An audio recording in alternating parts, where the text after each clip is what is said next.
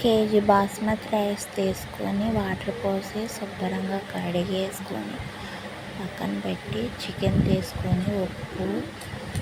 పసుపు, కారము, ధనియాల పొడి, చికెన్ మసాలా, అల్లం వెల్లుల్లిపాయ పేస్టు బాగా వేసి కలిపేసి కొత్తిమీర వేసుకొని గరం మసాలా వేసుకొని పెరుగు కూడా వేసేసుకొని కలిపి పక్కన పెట్టి ఒక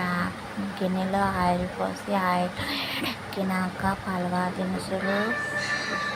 ఉల్లిపాయలు, పచ్చిమిరకాయలు కూడా వేసి టమాటా ముక్కలు కూడా వేసి బాగా కలిసినాక అల్లం వెల్లుల్లిపాయ పేస్టు, కొత్తిమీర, పుదీనా కూడా వేసి బాగా కలుపుకొని ఇప్పుడు మ్యారినేట్ చేసి చికెన్ కూడా వేసుకుని బాగా కలపాలి. మూత పెట్టేసి కొంతసేపు మగ్గినాక ముక్కలను తీసి వేరే గిన్నె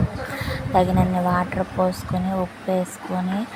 కాగినాక ఎసరు బియ్యం కూడా వేసుకొని కలిపేసి ఉడికినాక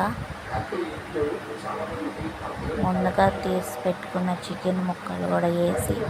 బాగా కలిపేసి అయితే చికెన్ బిర్యానీ అయిపోయింది.